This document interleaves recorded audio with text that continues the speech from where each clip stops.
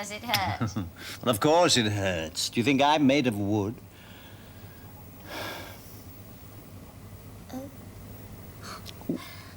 I didn't mean to scratch so hard. And I'm on stage today.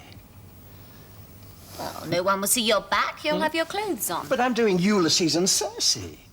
When I'm washed up on the beach, my dear, I'm naked to the waist. That's not in the play. It is when I perform it. Where are you going?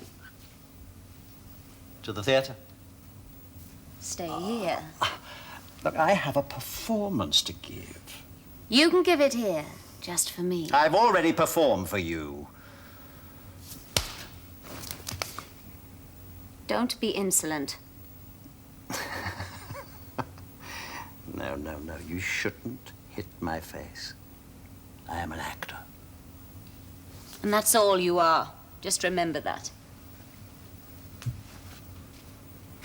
I don't know why I put up with you. You put up with me because you're bored and because I make you laugh. Do you think I'm bored? Oh, unbelievably. I think there are times when you would crack the universe open if you could, just to see what would happen. Well, you may be right. You know, you ought to have accompanied the Emperor on his invasion of Britain. They say the men there are so savage that the women live in a permanent state of ecstasy. I should have been an actor. Or a sculptor. They never seem to get bored. They have their art. Oh, but what do I have? You have your lovers. Well, my lovers. When I make love, I reach for something that men never dream of. Oh, what's that? I don't know. But it's there. Always just out of reach. Sometimes I feel as if I could take on the whole of Rome in a night. I'd be no worse for it in the morning. Oh, why don't you? You'll mock me once too often someday. No, I'm not mocking you. I'm serious. Why, we could stage the greatest night of love the world has ever seen. A tournament of sex. We could challenge the Guild of Prostitutes to provide a champion to compete with you. Who would last the longest? The interminable versus the inexhaustible. You're bad. There's no one who could compete with me. No. What about that Sicilian woman? What's her name? Scylla. Huh? Well, don't underestimate her. They say she boards a ship at Ostia, works the whole crew, and then walks off steadier than any one of them. Are you serious? Why not? Why not? What a spectacle it would make. Two tidal waves of male passion dashing their fury against two timeless rocks of love. Who will be the first to yield? Who will be the first to break? It would be unprecedented. Copulation on a cosmic scale to set the universe ringing to the cheers of the gods. Do you think I'd win? Well, who can tell? That Sicilian woman, they say. She's formidable. But I am more so. Now I know why I put up with you. Bring on your Sicilian. And let her look to her laurels.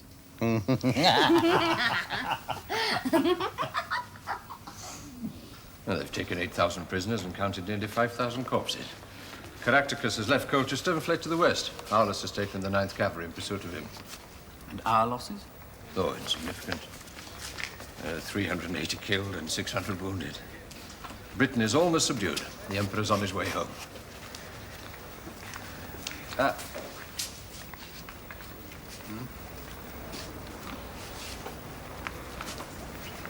If he's on his way home, it solves our problem. About Messalina? Yeah. Well, it solves the problem of whether we should write to him. Whether we should tell him when he gets back is another matter.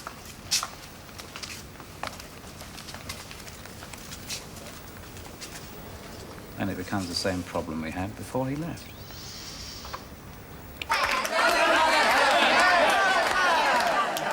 The golden hair that Gala wears is hers.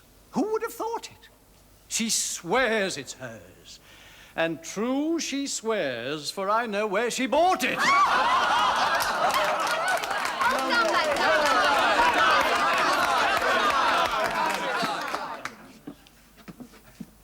You ask me how my farm can pay, since little it will bear.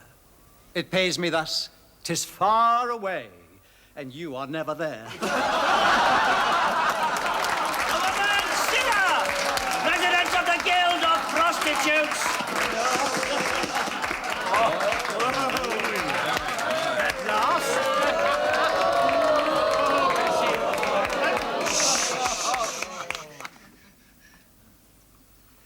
Permit me to introduce myself.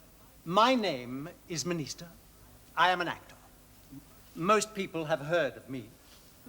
My name is Scylla, and I'm a whore. Everybody's heard of me. Allow me to introduce you to the Lady Messalina, your challenger, and the Emperor's wife.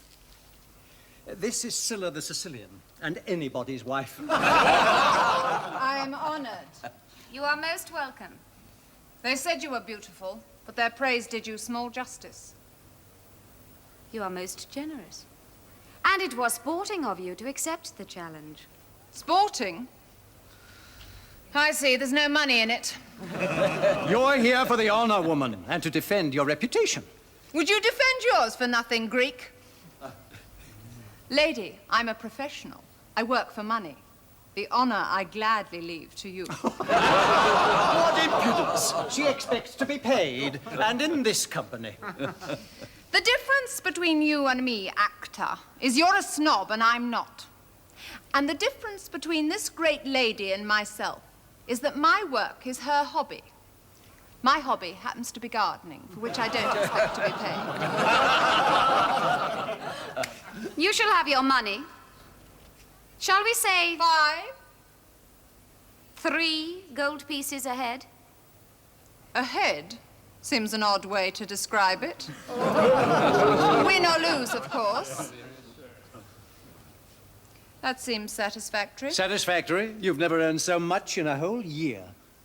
This Greek will drive me to distraction. Nothing I say pleases him. Let us begin.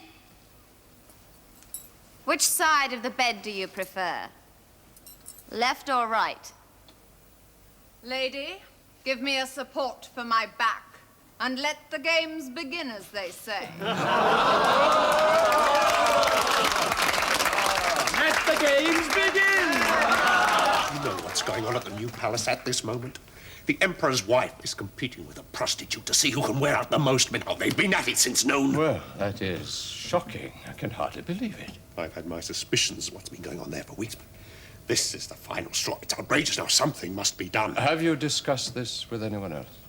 Only my immediate superior. Colonel Rufrius? Yes. When did you discuss it with him? A week ago, when I had good grounds for my suspicions, but no proof. And he advised you to do nothing, wait for the Emperor's return? Yes, and I did wait, but this is too much. That's why I've come to you. I think you must write to the Emperor at once. I don't think you can put that sort of thing in a letter. I see. Or maybe you can't, but I can. Justice. I think you have been immensely foolish. Are you threatening me? No, but did you not know that your superior, Colonel Rufrius, was one of the Lady Messalina's inner circle of friends? If you have confided in him, he has most certainly confided in her. I should think she's already applied to the Emperor for a warrant for your execution. My execution? Serious? On what grounds? Does it matter? Conspiracy. Emperors are very nervous when away from their capitals. They'll sign anything. If I'm any judge, that warrant's already on its way back here at this very moment. You mean? Well, what are we to do? You must help me. You must back me up now. You must! I will choose my own time when to tell the Emperor, not yours or anyone else's. I have learned to tread very carefully in a burning building.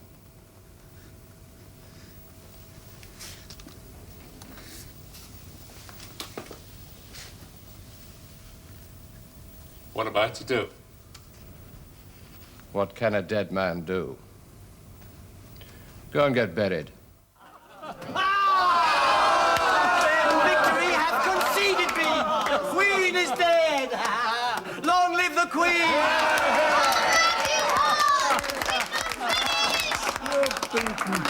It's inhuman. Prince size must be made out of old army. The money. Where's my money? Here, lady, here. 3 gold pieces per head. Will you take them? Or shall I have them sent? I'll take it.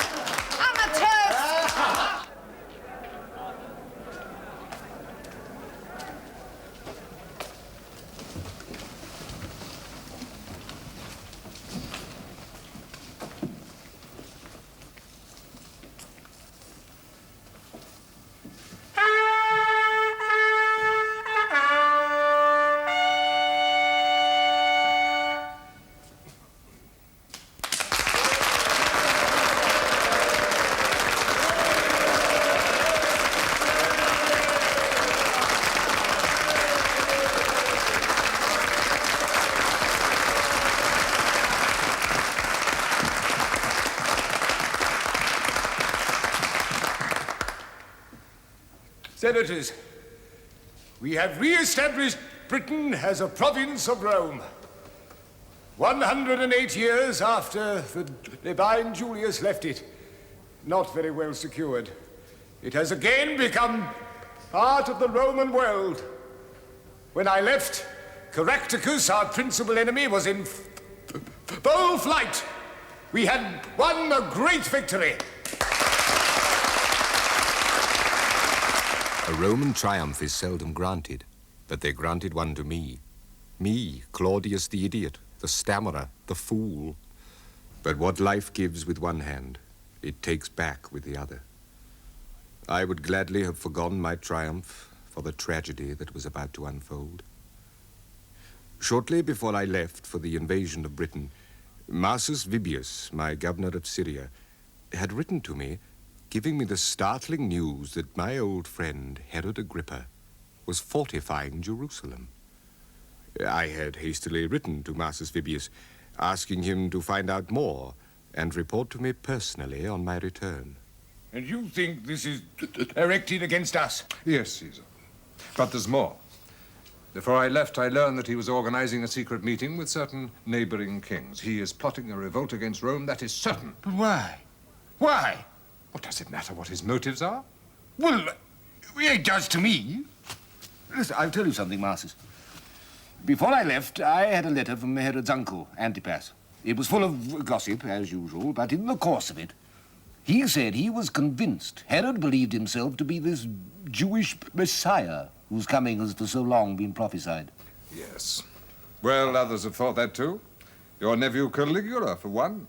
Yes. Perhaps it was him. No. Oddly enough, Caligula filled the requirements of the prophecy in many respects, except he did not die in the year foretold by Thrasylus, the astrologer, and Thrasylus was never wrong about dates. When was this Messiah supposed to die, according to Thrasylus? In the same year as my grandmother, Evia. Well, if the Messiah is already dead, it can't be Herod Agrippa. Herod is a Jew. He wouldn't believe anything Thrasylus said. Well, where does all this speculation get us? If he is planning a revolt against Rome, what difference does it make? Why? He's my dearest friend. If he becomes my enemy, I want to know why. Now, how much do you know about this Messiah and the literature of the Jews? Well, very little, but I can find out and make a report. I have Jewish agents in Jerusalem. Am I interrupting? No, come in. Marcus Vibius was just reporting the very grave situation in Jerusalem. Yeah, well, we'll meet again later and talk some more. Caesar. Lady.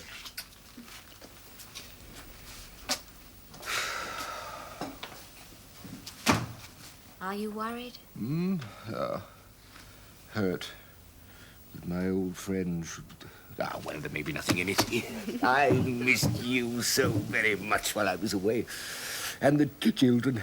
I never rested properly a single night thinking about you. What would I do without you? Yeah, when you wrote to me about the Justice affair, I thought, thank heavens, Messalina's there to take care of things. Well, do you want something especially?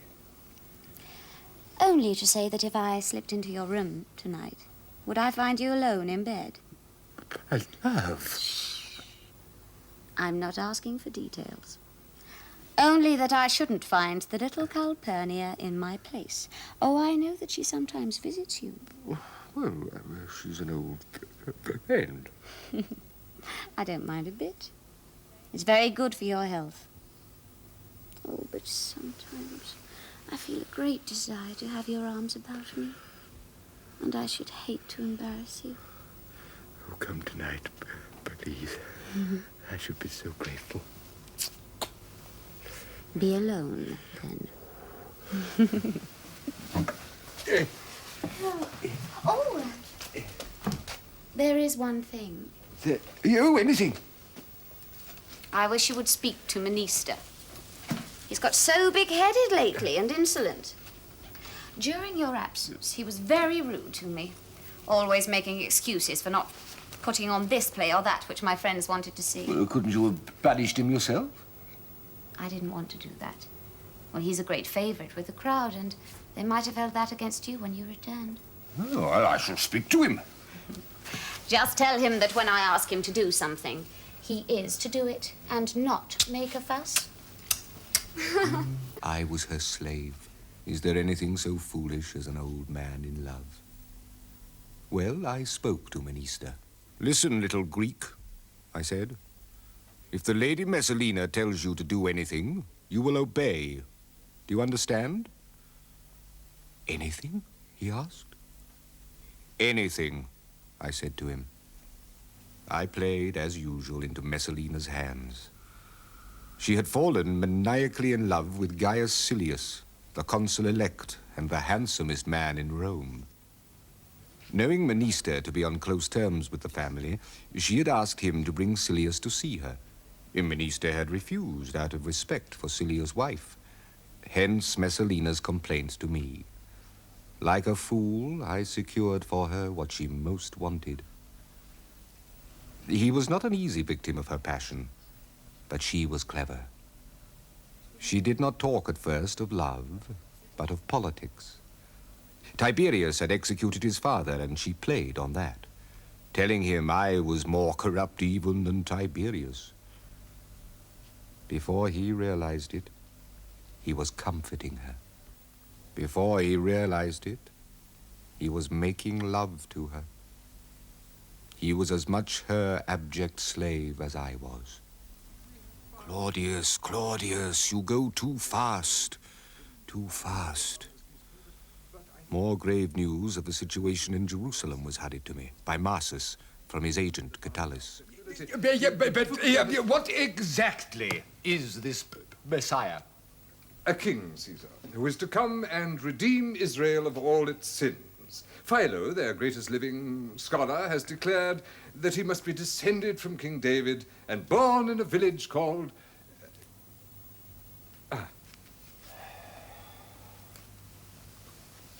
What? Bethlehem. Bethlehem? Yes. In what year? Well, opinions differ, as of course they always will in events of this kind. Yeah, well, have there been any candidates recently? No, not recently. The last one I heard from a learned Jew died about 15 years ago. 15? Yes. Is that significant?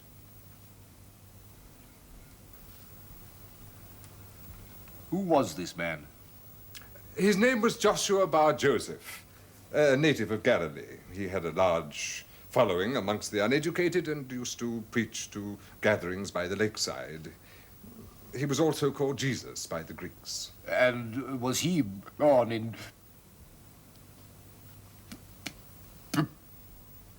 Bethlehem.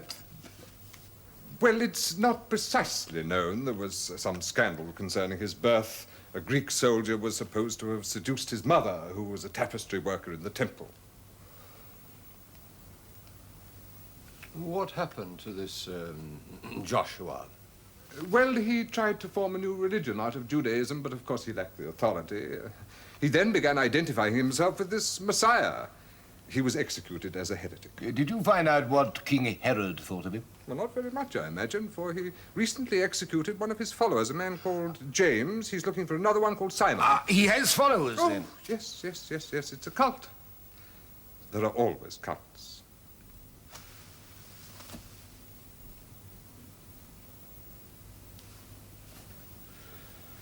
Well, all this is most interesting for you, Caesar, with your fascination for strange religions. But what more does it tell us of King Herod's intentions? I will tell you, Pallas. King Herod's mother was on her way to Jerusalem for a lying in when she was overtaken by her pains in a small village. King Herod was born there. The name of the village was Bethlehem. There is no doubt in my mind. My friend Herod believes himself to be this Messiah. And worse, many others believe him to be this Messiah. His intentions are clear. Born on this great wave of religious fanaticism, he intends to free the East from the dominion of Rome. He intends to make war on us. Marsus is right. If we don't move quickly, Herod will seize the Eastern Empire and we shall lose Egypt. My friend has become my enemy.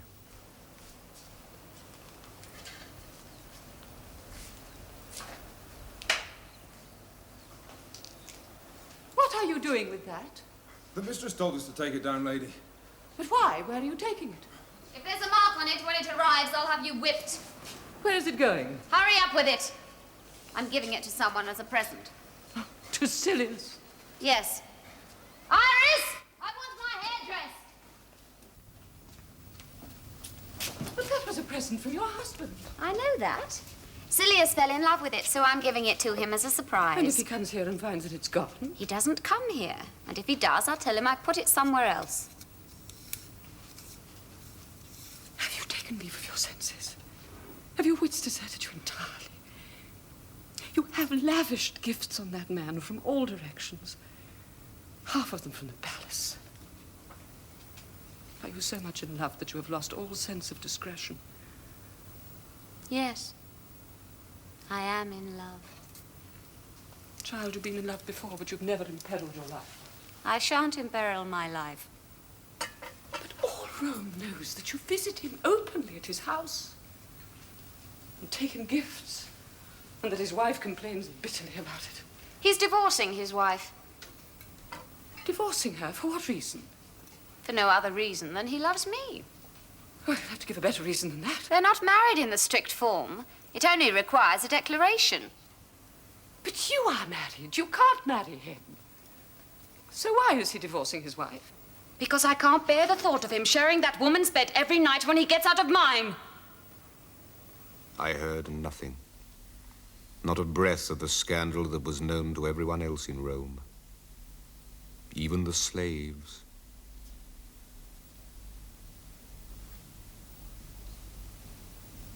They're laughing at me. Still. After all these years. Still laughing at me.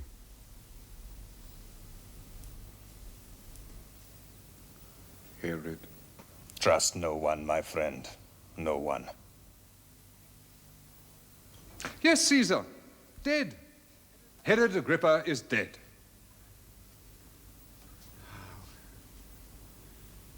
Tell me what happened. Well, he had come up from Jerusalem to Caesarea for the festival to be held in honor of your birthday.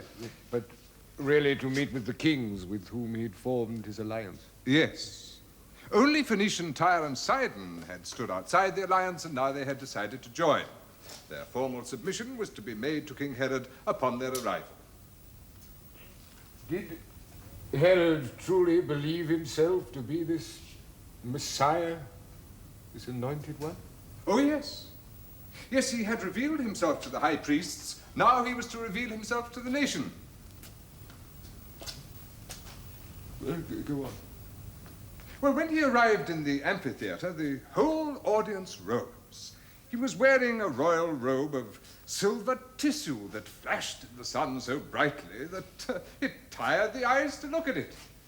The whole audience shouted, "O King, live forever!" But this was not enough for the men of Tyre and Sidon. They groveled at his feet and said, "We repent of our ingratitude. We see now that you are superior to mortal nature." Tyre and Sidon, he replied, "You are forgiven." And they answered, "It is the voice of God." Thou shalt have no other gods but me. Isn't that what the God of the Jews has said? Yes, Caesar. But evidently Herod had forgotten that. He was about to give the signal for the ram's horn to be blown when he stopped.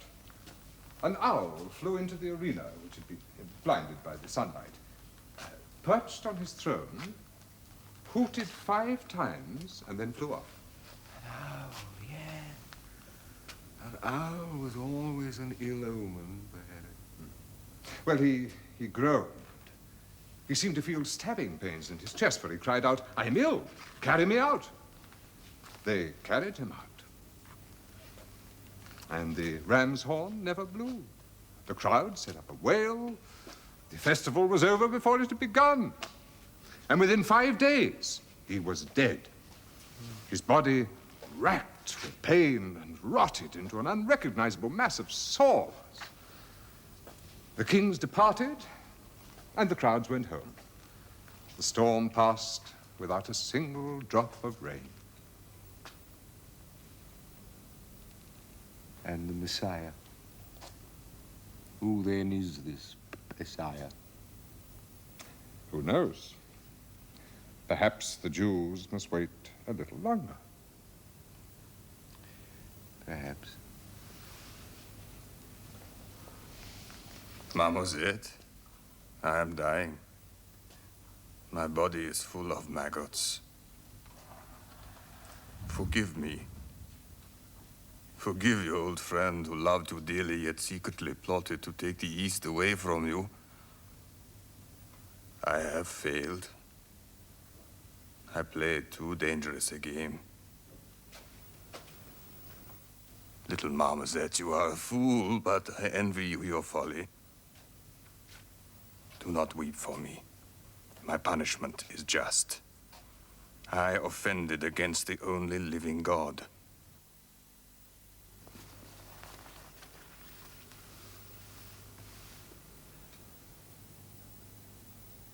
Farewell, my friend, whom I love more truly than you suppose.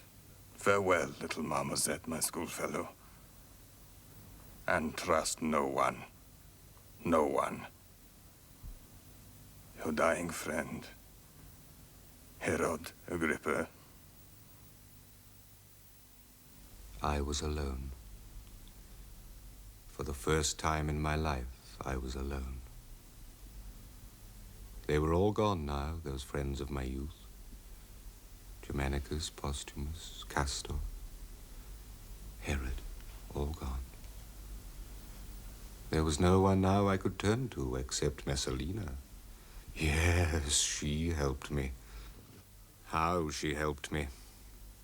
She persuaded me to let her use the duplicate of my seal. Say, fool, Claudius, fool. I know it, I know it. But she was clever. I also began this most strange history of my life, which you shall read and find, I promise you. But now you shall see how my ignorance of my own domestic affairs came to an end. I said I would tell all, and I shall. Her adultery with Silius had gone so smoothly that she was becoming bored. Not with him, but with their situation. While he, on his part, began to feel that the longer it went on, the greater the danger of their being discovered. Divorce him. Why not? And marry you. Wouldn't you rather be my wife than my mistress? Your wife? Oh, Gaius. More than anything in the world. But how? Divorce is simple enough. You just send your freedman to your husband's house and you tell him. I know that. I meant how do we do it and survive? We have gone far enough with concealment. Now, sooner or later, he will find something out and we shall be taken unprepared. No. It's safer to stay as we are. We can wait until he dies of old age. I am tired of waiting. Gaius, don't you think that I am tired of waiting too? Oh, don't turn your back on me, please. Nothing would please me more than to be your wife and belong to you entirely for everyone to see. But we've made a long-term plan. Let's keep to it. Only innocent people can afford long-term plans. Well, I think of myself as innocent. Don't you? Are you innocent of adultery? What? Of unbridled promiscuity. Of taking bribes. Of judicial murder. Gaius, what? We are guilty. Now stop deluding yourself with these childish notions. We are guilty. And I don't care. I love you. You are everything to me. But guilt needs daring. Look at me. I am without a wife. I am ready to marry you and adopt your children, to be at your side always. Your power will remain undiminished. But we will never have any peace of mind until we put an end to this farce. And if we marry, what then? We have friends. Powerful friends. They share our danger and they look to us for peace of mind. If we marry open and publicly, all Rome will see how Claudius is abandoned. All Rome will see the contempt in which you hold him. We'll declare the Republic restored and people will flock to our cause. When? Tomorrow. Tomorrow I go with him to Ostia to examine the new harbor works. When you return, then. No. Tomorrow.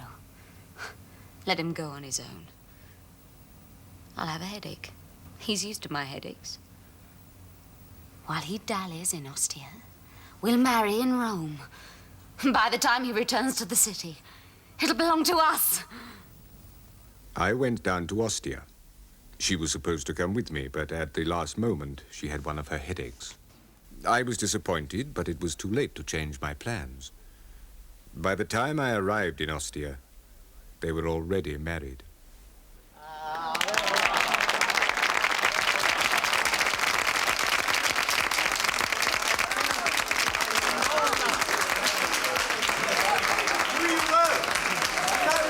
It will seem incredible, I know, that in a city where nothing escapes notice or comment, they could have felt themselves so secure.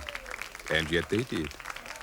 And I was perhaps the only man in Rome who knew nothing of it. Scandalous! It's scandalous! While all of Rome trooped in and out of her bed, we said nothing. We closed our eyes and ears and said nothing. But this is different. This is utterly and unbearably different. This puts the Emperor's life in danger. And if it puts his life in danger, it puts ours. And I say that's a very different bowl of fish. But has she divorced him or not? Well, she's divorced him. She sent a freedman with her declaration here to his chamber. But the Emperor wasn't here to receive it. What, do you think she didn't know that? Is the marriage bigamous or not? What, do you think she cares? Don't you see? The marriage is a public declaration that the Emperor's wife has abandoned him as being too old, too corrupt, and too stupid any longer to govern Rome.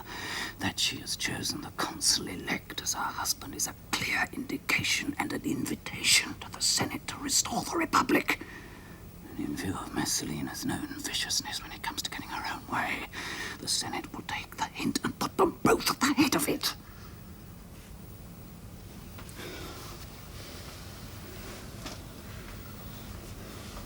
Well, he must be told. This time he must be told. But how? He won't believe a word said against her.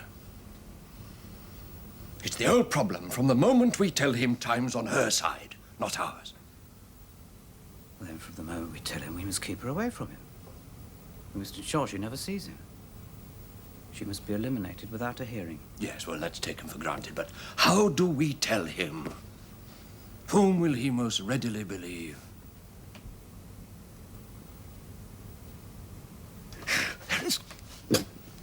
There is someone he trusts utterly who's been his friend for years.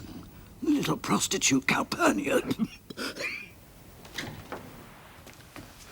Oh, Calpurnia. Oh, what is this? A note thrust into my hands. Grave danger to Rome. Come to my house.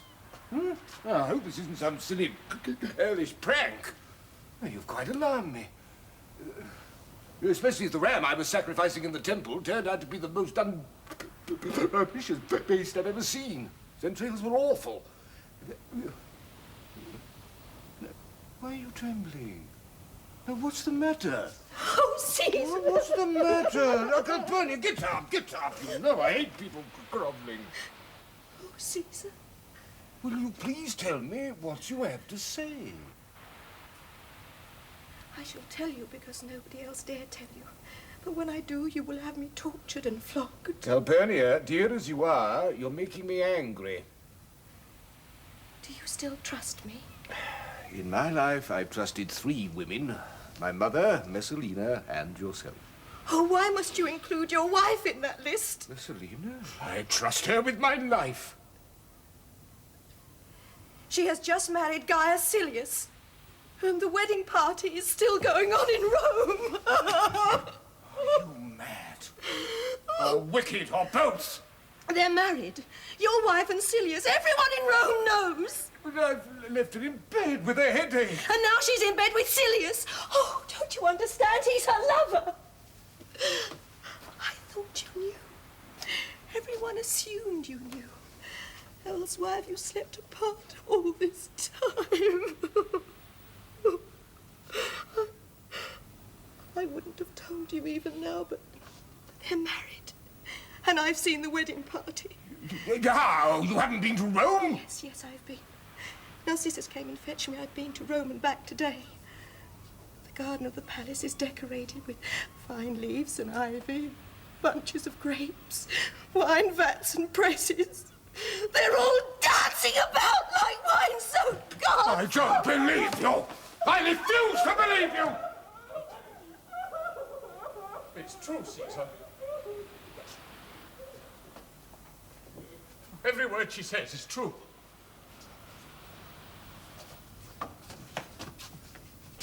Caesar, how else could you have been told? When have you been prepared? When have you been prepared to listen to the slightest criticism of your wife's excesses? Excesses? What are you talking about? Caesar, her adulteries are as numberless as the sands on the shore, and that is no figure of speech. When you were away in Britain, she competed with a prostitute to see who could wear out the most lovers in a day. Half of Rome saw it! If you have any doubt about Silius, go to his house. It will seem like home to you. All your most expensive furniture is there. Paintings, tapestries, statues, even imperial slaves. But that is nothing. Do you know you are divorced? Nation and Senate have witnessed her wedding to Silius. Act now, or her new husband controls Rome. Believe it.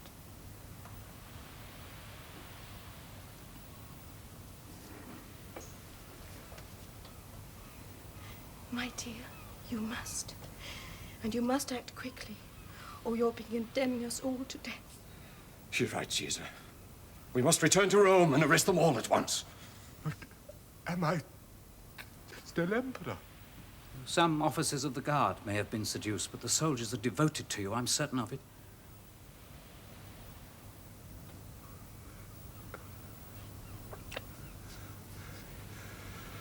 Yes, arrest them.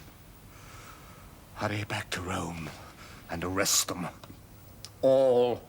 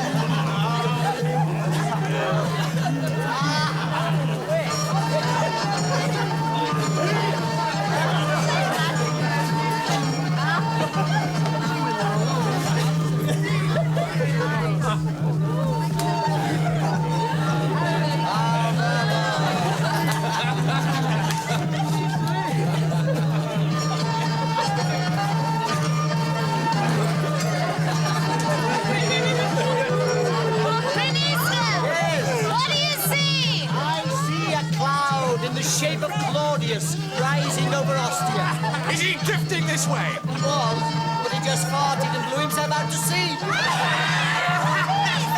Out of the way! Help me up. What is it, Melissa? What do you see now? I see a troop of guards climbing the hill towards us. Splendid! Wave them in and give them wine. I think not, Gaius Silius. Their swords are drawn, every one of them. The guards are coming to arrest us! The Emperor's in Rome! They're arresting everybody!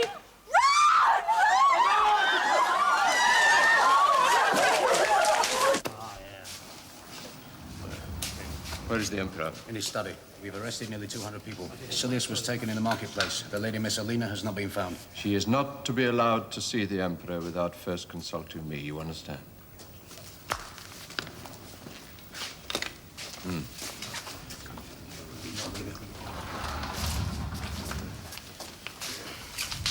Where is he? Where is my husband? He doesn't wish to see you.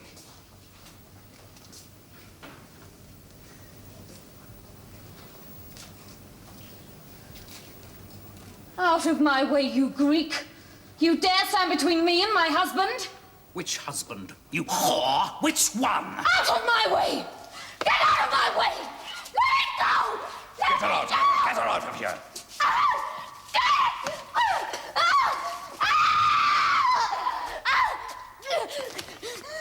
Let me see him!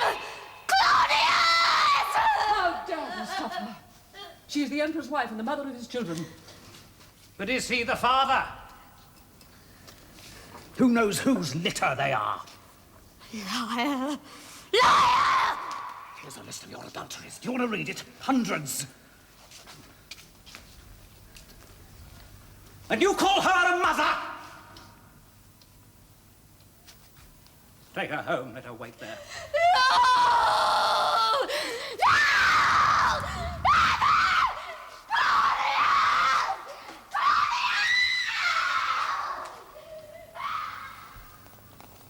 Arrests have been made all over the city. Silius has been taken. Thank heaven most of the guard proved loyal. Poor woman. Whatever made her do such things? Oh, how unhappy she must have been.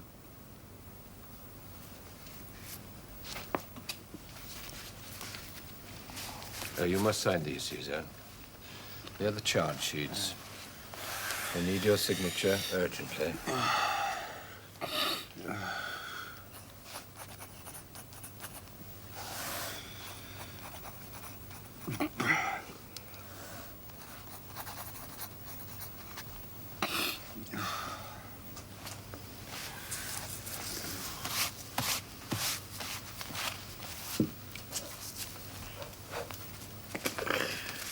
Sleep, Caesar, sleep.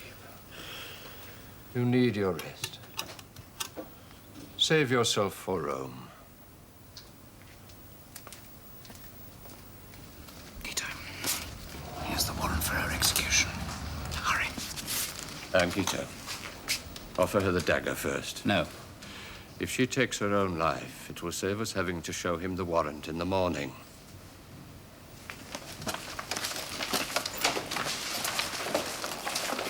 Take it to the palace. Tell no one that you have it. Only that you want to see your father. Now hurry. When he reads it, he'll forgive your mother. You'll see. Now, hurry. Hurry.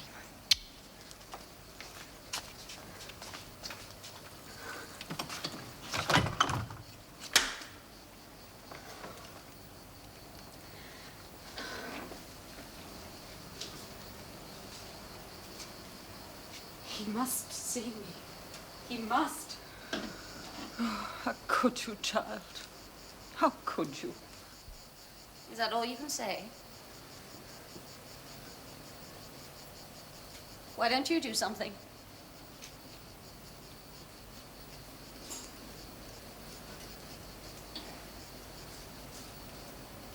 Why didn't you see him on your own?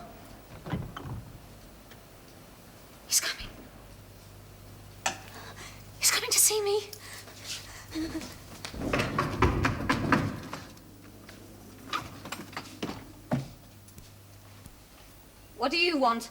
Your life, lady. Your husband's orders. No. He wouldn't do that. My husband wouldn't do that. Read it. It has his signature.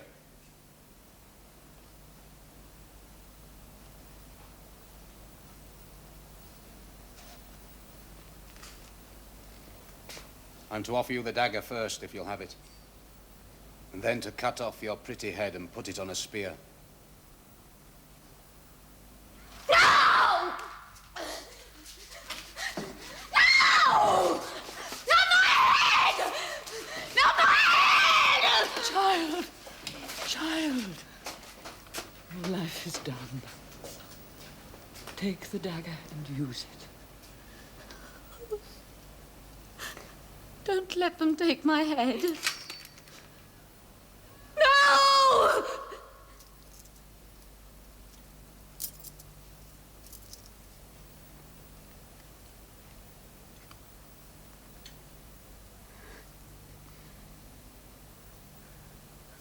Oh. No. He wouldn't do that. Not Claudius. Use it. Use it quickly. I can't. I can't. Not my head! Not my head!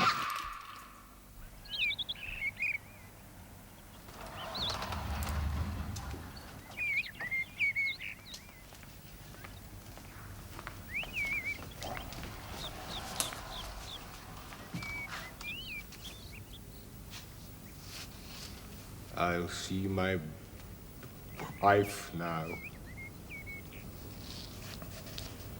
She was executed last night. At your orders, Caesar. Here is the warrant.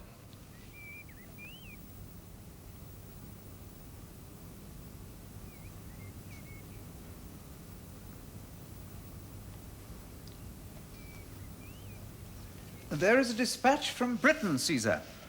The temple that was to have been dedicated to the god Augustus in Colchester has been dedicated instead to you.